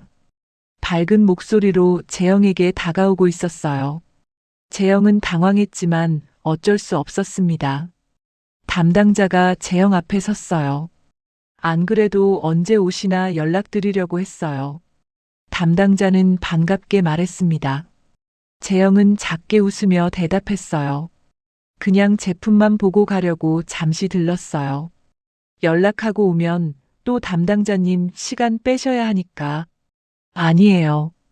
대표님 오시면 저희가 좋죠. 요즘 대표님 제품 정말 잘 나가요. 담당자의 목소리는 컸습니다. 주변 사람들이 쳐다봤어요. 재영은 조금 부끄러웠지만 담당자는 신이 나서 말을 이었습니다. 이번 달에만 3번 추가 발주 들어간 거 들으셨죠? 대박이에요. 특히 된장찌개 밀키트랑 김치찌개 밀키트가 완판됐어요. 정말요? 다행이네요. 재영은 진심으로 기뻤습니다. 담당자는 진열대를 가리키며 말했어요. 보세요. 베스트셀러 표시까지 붙였잖아요. 손님들이 정말 좋아하세요. 직원분들이 잘 관리해 주신 덕분이죠. 재영은 겸손하게 말했습니다. 담당자와 재영은 웃으며 대화를 나눴어요. 다음 신제품은 언제 나와요? 곧 샘플 보내드릴게요. 이번에는 해물탕 밀키트 준비하고 있어요. 기대되네요. 대표님 제품은 믿고 봤죠. 그때 조금 떨어진 곳에서 미애가 그 장면을 지켜보고 있었습니다. 미애의 얼굴은 얼어붙어 있었어요. 눈이 크게 떠졌고 입이 살짝 벌어졌습니다. 대표님, 저 사람이... 미애는 믿을 수 없다는 표정이었습니다. 어제 상견례에서 봤던 그 소박한 옷차림의 여자가 백화점 직원에게 대접을 받고 있었어요. 미애는 재영과 담당자가 편하게 이야기하는 모습을 멍하니 바라봤습니다. 재영도 미애를 발견했습니다. 두 사람의 눈이 잠깐 마주쳤어요. 하지만 재영은 모른 척했습니다. 담당자에게 작별 인사를 하고 자리를 떠났어요. 그럼 다음에 또 들를게요. 네, 대표님. 조심히 들어가세요. 재영이 에스컬레이터로 향하자 미애는 급하게 반대편으로 몸을 돌렸습니다. 도망치듯 반대쪽으로 사라졌어요. 재영은 에스컬레이터를 타고 올라가며 작게 한숨을 쉬었습니다. 알게 됐구나. 재영은 미애가 자신의 정체를 알았다는 걸 눈치챘습니다. 사실 정체를 의도적으로 숨긴 건 아니었습니다. 두 사람이 만나 좋아서 결혼하는 건데 굳이 부모가 무슨 일을 하며 재산이 어떻고 하는 얘기들을 얹고 싶지 않았을 뿐이었죠. 성현 또한 결혼을 준비할 때 재영의 지원을 바라지 않았으니까요. 재영은 바로 고개를 저었습니다. 이미 상견례에서 서로 어그러졌는데 지금 이 상황을 목격한 게 무슨 영향이라도 있겠나 싶었죠. 같은 시각 병원에서는 성현과 신혜가 복도에서 마주쳤습니다. 신혜는 성현을 보자마자 다가갔어요. 오빠, 왜 연락 안 받아? 신혜의 목소리에는 걱정이 묻어났습니다. 성현은 피곤한 표정으로 대답했어요. 미안해. 좀 정리가 필요해서. 우리 부모님도 많이 당황하셨어. 그렇게까지 오빠 어머니가 놀라실 줄 몰랐대. 그리고 갑자기 나가버리셔서 상견례가 흐지부지 된 것도 그렇고. 신혜는 변명하듯 말했습니다. 하지만 성현의 표정은 굳어 있었어요. 신혜야, 우리 조금만 시간을 가지자. 성현의 말에 신혜의 눈이 커졌습니다. 시간을 가지자니 그게 무슨 말이야? 지금 내 머리가 너무 복잡해. 조금만 생각할 시간을 줘. 설마 지금 헤어지고 싶다는 거야? 신혜야, 나 진료 봐야 해. 이따가 얘기하자. 성현은 더 이상 말하지 않고 진료실로 들어갔습니다. 신혜는 복도에 혼자 남았어요. 눈가가 붉어졌습니다. 눈물이 글썽였지만 참았어요. 신혜는 간호사실로 돌아가며 생각했습니다. 내가 뭘 잘못한 거지. 하지만 신혜도 어렴풋이 알고 있었습니다. 어제 상견례에서 부모님이 너무 심했다는 것을요. 그리고 자신도 그 말에 고개를 끄덕였다는 것도요. 그렇다고 이렇게 하루아침에 성현의 태도가 사랑이 식은 것처럼 느껴지는 것을 이해할 수는 없었습니다. 신혜는 간호사실 문 앞에 서서 깊은 한숨을 내쉬었습니다. 문을 열고 들어갔지만 일이 손에 잡히지 않았어요. 오늘 하루가 참 길게 느껴졌습니다. 그날 바로 집에 돌아온 미애는 집 거실에서 핸드폰으로 무언가 열심히 찾아보고 있었습니다. 손가락이 떨렸어요. 검색창에 아까 봤던 밀키드 브랜드의 이름을 쳤습니다. 백화점 식품관에 입점될 정도면 검색해도 나올 거라는 생각이었죠. 검색 결과가 나왔습니다. 미애의 눈이 점점 커졌어요. 기사들이 줄줄이 나왔습니다. 중소 밀키트 업체, 백화점 입점 성공, 반지하에서 시작한 반찬 사업가의 성공 스토리, 매년 매출 자체 갱신하는 중소기업의 신화. 이게 정말이라고? 미애는 화면을 믿을 수가 없었습니다. 회사 사진도 나왔어요. 작지만 깔끔한 공장 건물, 직원들과 함께 찍은 재영의 사진. 미애가 생각했던 동네 작은 반찬 가게가 아니었습니다. 반찬 가게라더니 이건 그런 규모가 아니잖아. 설마 거짓말을 한 거야? 미애는 더 많은 기사를 확인했습니다. 백화점 밀키트 매출 순위에서도 재영의 회사가 상위권에 있었어요. 미애의 얼굴이 새하얘졌습니다. 여보, 여보. 미애가 급하게 남편을 불렀습니다. 서재에 있던 대철이 나왔어요. 왜 그래? 무슨 일이야? 이것 좀 봐요. 미애는 핸드폰 화면을 대철에게 돌렸습니다. 대철도 기사를 읽기 시작했어요. 얼굴 표정이 점점 굳어갔습니다. 뭐, 반찬 가게라며? 그러니까요. 의사인 외아들의 이런 규모의 탄탄한 사업을 하는 엄마라니. 미애의 목소리가 떨렸습니다. 대철도 핸드폰 화면을 뚫어져라 쳐다봤어요. 한동안 말이 없었습니다. 어떻게든 다시 잡아야 해. 대철이 먼저 입을 열었습니다. 미애도 고개를 끄덕였어요. 그래야죠. 신혜한테도 잘하라고 해야겠어요. 부부는 급히 전략 회의를 시작했습니다. 소파에 나란히 앉아 작은 목소리로 이야기를 나눴어요. 일단 사과부터 해야겠지? 어제 우리가 좀 심했어. 맞아요. 그리고 조건도 다시 협상할 수 있다고 말해야죠. 그치. 지금 강남 아파트를 안 해온다고 해도 외아들인데 저 사업이 나중에 다 아들 거 될 거 아니겠어? 두 사람은 계획을 짰습니다. 마치 사업 계약을 하듯이 말이죠. 여전히 지금도 신혜의 행복보다는 경제적 이득이 먼저였습니다. 신혜가 방에서 나왔습니다. 얼굴이 어두웠어요. 부모님을 보며 조심스럽게 물었습니다. 엄마, 아빠, 성현 씨랑 어머님께서 그날 많이 상처받으신 것 같은데. 미애가 딸을 보며 말했습니다.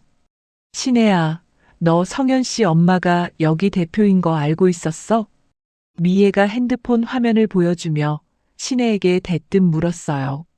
핸드폰 화면을 확인한 신혜는 고개를 저었죠. 옛날에 반찬 가게 하셨었고, 지금은 그거로 작게 사업하신다고 들었는데, 겸손하기도 하지. 이건 작게 하는 수준이 아니야. 이 예쁜 것. 대어를 물어도 제대로 물어왔었네. 갑자기 반색하며 신나하는 엄마를 보고 신혜는 이게 무슨 일인가 싶었죠. 엄마, 그게 무슨 말이야. 그리고 지금 성현 씨 나랑 대화도 안 하려고 해. 그날 우리가 심했다고 제대로 사과해야 할 것 같아. 사과? 당연히 해야지. 넌 걱정하지 말고 있어. 대화 안 하려고 하면 그냥 바짝 붙어서 애교라도 부리고. 알겠지? 미애의 말에 신혜는 더 이상 뭐라고 하지 못했습니다. 사과를 당연히 한다고 하니 그 점은 안심이 되었지만 뒤이었던 말과 부모님의 표정은 대체 무슨 의미인지 이해가 되지 않았죠. 갑자기 대어라는 표현을 하며 성현에게 잘 보이라는 말도요. 신혜는 다시 방으로 들어가 문을 닫았습니다. 다음 날부터 미애는 매일 백화점 식품관에 들락거렸습니다. 재영을 우연히 마주치기 위해서였어요. 미애는 일주일에 한 번씩 오는 재영의 습관을 모르고 있었지만 어쨌든 재영을 만나기 위해 매일 식품관을 배회했습니다. 이틀, 사흘, 나흘이 지났습니다. 미애는 지쳐갔지만 포기하지 않았어요. 그리고 마침내 일주일째 되는 날 재영을 발견했습니다. 재영은 평소처럼 밀키트 진열대를 확인하고 있었어요. 미혜는 급하게 다가갔습니다. 얼굴에 환한 미소를 지으며 말했어요. 어머, 사부인. 여기서 다 뵙네요. 잘 지내셨죠? 재영은 돌아봤습니다. 미혜를 보자 표정이 굳었어요. 하지만 예의상 인사는 했습니다. 안녕하세요. 사부인, 여기는 어쩐 일이세요? 미혜는 마치 오래된 친구를 만난 것처럼 반가운 척했습니다. 재영은 차갑게 대답했어요. 상견례가 그렇게 끝났는데 사부인이라는 호칭은 적절하지 않은 것 같네요. 미혜의 얼굴에 당황한 기색이 스쳤습니다. 하지만 금방 미소를 되찾았어요. 오해가 있었던 것 같아요. 저희는 그런 의도로 말씀드린 게 아니었는데, 괜찮으시면 차라도 한잔하면서 다시 얘기하는 게 어떨까요? 재영은 고개를 저었습니다. 제가 일 때문에 나온 거라 시간이 여의치 않네요. 재영이 자리를 옮기려고 하자 미애가 재영을 따라왔습니다. 목소리가 점점 간절해졌어요. 사부인, 저희가 말한 아파트도 그렇고 사부인께 크게 부담되지 않으시잖아요. 아들 하나인데 더 나이 먹기 전에 장가 보내셔야 하지 않으세요? 미애의 말을 듣고 재영은 멈춰 섰습니다. 재영은 미애를 똑바로 쳐다봤어요. 눈빛이 차가웠습니다. 그 눈빛에 미애는 바로 다시 말을 정정했죠. 아니, 제 말은 강남 아파트가 꼭 아니어도 사실 크게 상관없을 것 같아서요. 아직 애가 있는 것도 아니고요. 애들 둘이 좋다는데. 안 그래요? 저는 조건에 맞춰 아들 인생을 끼워 맞출 생각 없습니다. 재영의 목소리는 조용했지만 단호했습니다. 그리고 아들의 결혼은 아들 본인이 평생 함께하고 싶은 사람이 있으면 알아서 할 일이죠. 제가 개입할 일이 아닙니다. 미애의 얼굴이 굳었습니다. 더 이상 말을 잇지 못했어요. 재영은 돌아서서 걸어갔습니다. 미애는 그 뒷모습을 멍하니 바라봤어요. 쉽지 않네. 미애는 작게 중얼거렸지만 재영은 이미 멀어진 뒤였습니다. 그날 저녁 미애와 대철은 재영의 집을 찾아갔습니다. 현관벨을 눌렀어요. 재영이 문을 열었습니다. 두 사람은 꽃다발과 선물 상자를 들고 서 있었어요. 무슨 일이세요? 재영이 조심스럽게 물었습니다.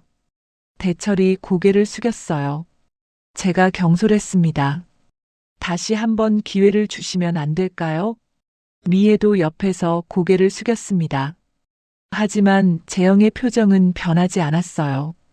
두 분 마음은 감사하지만 이건 아이들이 정할 일입니다. 제가 개입할 일이 아니에요. 하지만 저에게 와서 이러실 일이 아니니 돌아가 주세요. 재영의 말은 단호했습니다. 더 이상 할 말이 없었어요.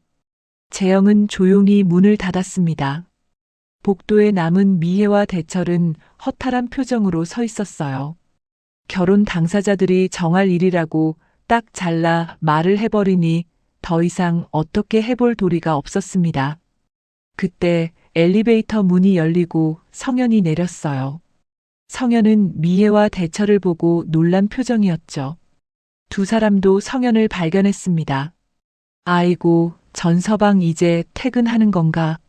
퇴근이 늦네. 그러게요. 그 사이에 살 내린 것 좀 봐요. 우리 사위 보약이라도 한재에서 보내야 할까 봐요.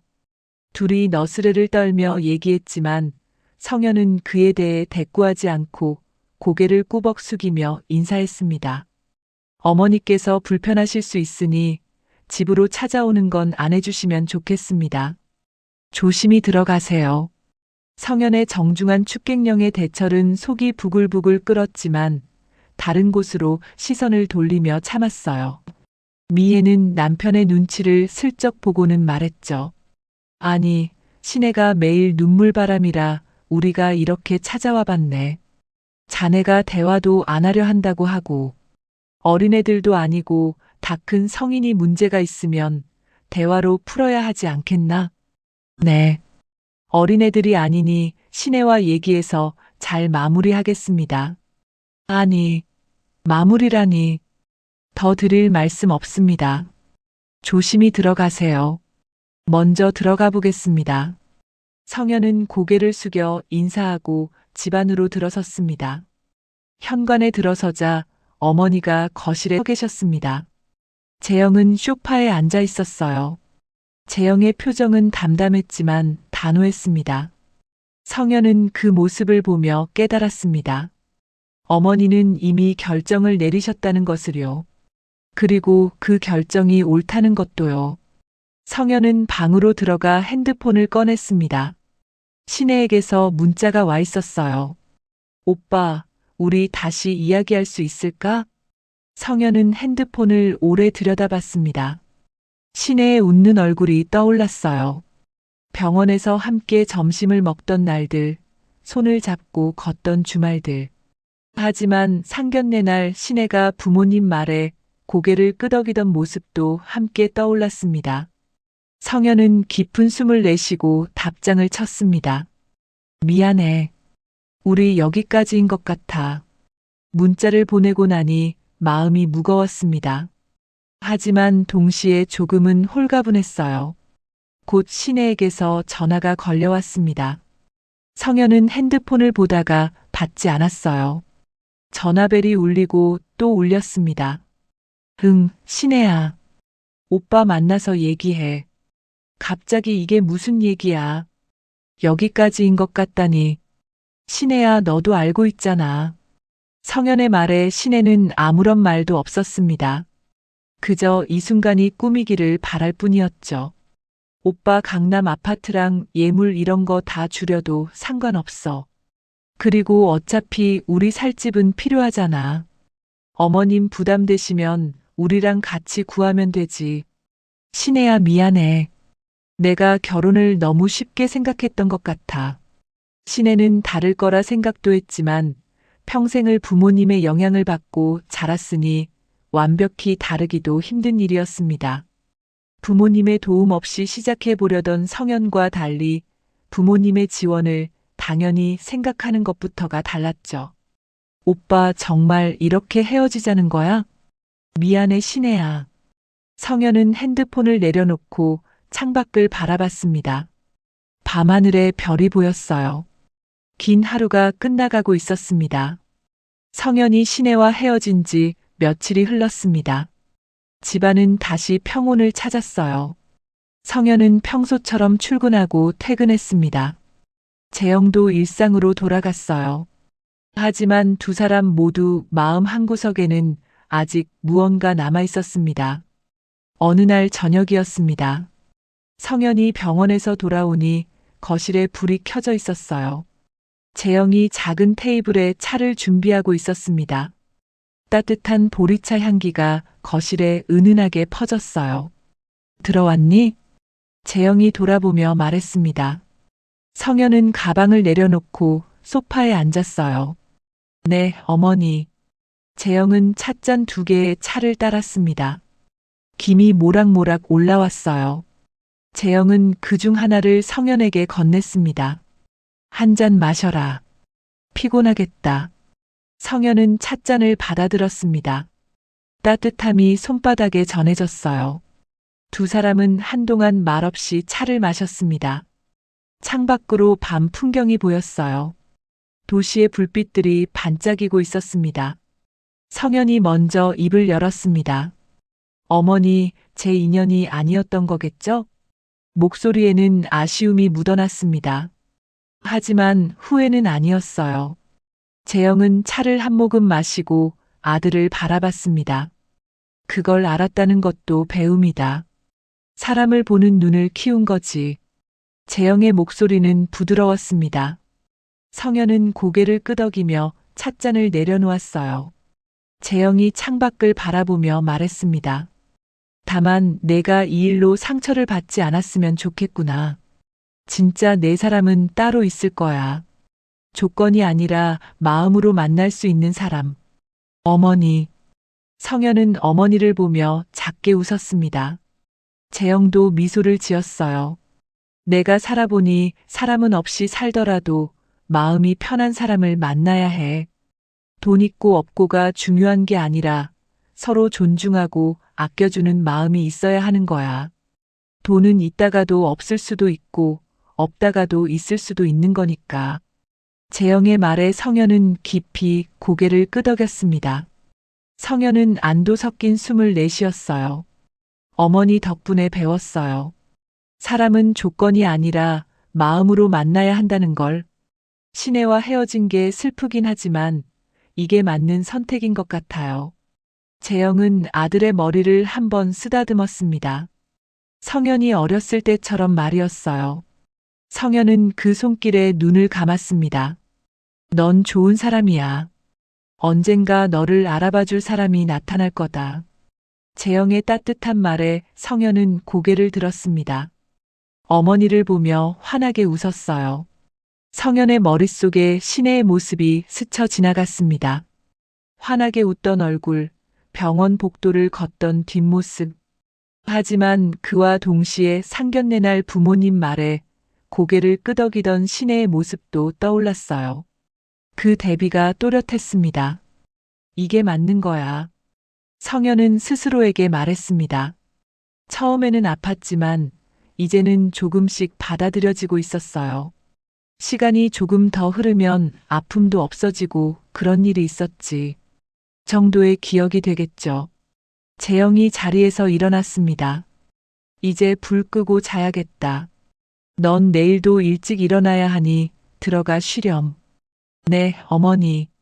재영은 거실 불을 끌어갔습니다. 스위치를 누르자 거실이 어두워졌어요.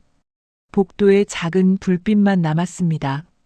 재영은 성현의 방 앞을 지나며 말했어요. 일찍 자거라. 네, 어머니도 주무세요. 재영은 자기 방으로 들어갔습니다. 문이 조용히 닫혔어요. 성현도 방으로 들어갔습니다. 창밖을 바라보며 오늘 어머니와 나눈 대화를 떠올렸어요. 마음이 한결 가벼워진 것 같았습니다. 다음 날 새벽이었습니다. 재영은 평소처럼 일찍 일어났어요. 부엌으로 나가 아침 준비를 시작했습니다. 도마 위에 물을 올려놓고 칼을 들었어요. 익숙한 칼질 소리가 부엌에 울려 퍼졌습니다. 새벽의 고요함 속에서 그 소리만 들렸어요. 재영은 물을 썰면서 창밖을 바라봤습니다. 동쪽 하늘이 조금씩 밝아오고 있었어요. 냄비에 물을 올리고 된장을 풀었습니다. 국물이 보글보글 끓기 시작했어요. 재영은 국자로 국물을 저으며 생각에 잠겼습니다. 다 지나간 일이야. 이제 다시 일상으로 돌아가면 돼. 살다 보면 이런 일도 있을 수 있는 거겠지. 재영은 스스로를 다독였습니다. 상견례의 기억, 미애 부부의 얼굴들이 떠올랐지만 이제는 개의치 않았어요. 이미 끝난 일이었으니까요. 6시가 넘어서 성현이 방에서 나왔습니다. 출근 준비를 마친 상태였어요. 부엌에서 아침을 준비하시는 어머니를 보며 성현이 말했습니다. 어머니, 다녀올게요. 목소리가 밝았습니다. 며칠 전보다 훨씬 가벼운 목소리였어요. 재영은 돌아보며 웃었습니다. 그래, 조심해서 다녀와. 아침은 먹고 가려무나. 아니에요. 오늘은 일찍 가봐야 해서 병원에서 먹을게요. 그래. 힘내고. 성현은 현관으로 향했습니다. 신발을 신으며 다시 한번 뒤를 돌아봤어요. 부엌에서 일하시는 어머니의 뒷모습이 보였습니다. 든든한 모습이었어요. 성현은 집을 나섰습니다. 현관문이 닫히는 소리가 조용히 울렸어요. 재영은 다시 국을 저었습니다. 삶은 이렇게 다시 평온으로 돌아갔습니다. 식탁을 차리며 재영은 혼자 앉아 아침을 먹었습니다. 조용한 아침이었어요. 하지만 외롭지 않았습니다. 이 평온함이 재영에게는 소중했으니까요. 밥을 다 먹고 설거지를 하며 재영은 창밖을 바라봤습니다. 아침 햇살이 부엌으로 들어왔어요. 따스한 빛이었습니다. 시내와 만나면서 한층 더 밝아졌던 성현의 모습이 떠올랐죠. 재영은 작게 중얼거렸습니다. 그래, 인연이라면, 마음이 같다면 언젠가 다시 연이 닿겠지. 재영은 성현의 앞날을 생각했습니다. 아들이 좋은 사람을 만나 행복하게 살기를 바랐어요. 조건이 아니라 진심으로 사랑할 수 있는 사람을요. 설거지를 끝낸 재영은 부엌을 닦았습니다. 수건으로 싱크대를 깨끗이 닦고 도마를 제자리에 두었어요. 모든 게 제자리로 돌아갔습니다. 거실로 나온 재영은 소파에 잠시 앉았습니다. 창밖으로 보이는 풍경을 바라봤어요. 아파트 단지 안나무들이 바람에 흔들리고 있었습니다. 평범한 일상의 풍경이었어요. 재영은 작게 미소를 지었습니다. 반지하에서 시작해서 여기까지 왔습니다. 쉽지 않은 길이었지만 포기하지 않고 걸어왔어요. 그리고 지금도 걷고 있었습니다. 삶은 계속됩니다.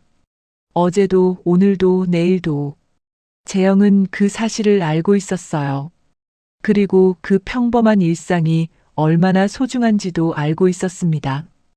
햇살이 거실 가득 들어왔습니다. 따뜻한 아침이었어요. 재영은 창밖을 바라보며 조용히 앉아 있었습니다. 평온한 시간이 흘렀습니다. 혹시나 자신으로 인해 성현이 정말 사랑하는 여자와의 인연을 놓친 건 아닐까 두려운 마음도 있었어요. 하지만 자신과 같은 가치관으로 결정을 내리고 받아들여준 아들 성현으로 인해 그런 마음을 내려놓을 수 있었습니다. 열렬히 사랑해서 결혼을 한 부부도 위기 상황이 닥치면 휘청이기 마련인데 조건을 재고 따지며 결혼한 부부가 위기 상황을 믿음과 사랑 없이 잘 헤쳐나갈 수 있을까 생각해 보았습니다. 재영은 쉽사리 대답할 수가 없었죠. 성현이 부디 같은 가치관을 가지고 같은 마음으로 세상을 바라보는 사람을 만나 연을 맺기를 바랄 뿐이었습니다. 자식의 행복을 바라는 부모의 마음이란 누구나 같으니까요. 재영은 오늘도 평소와 같이 평범한 하루를 시작했습니다. 이 평온한 생활이 계속 이어지기를 바라면서요.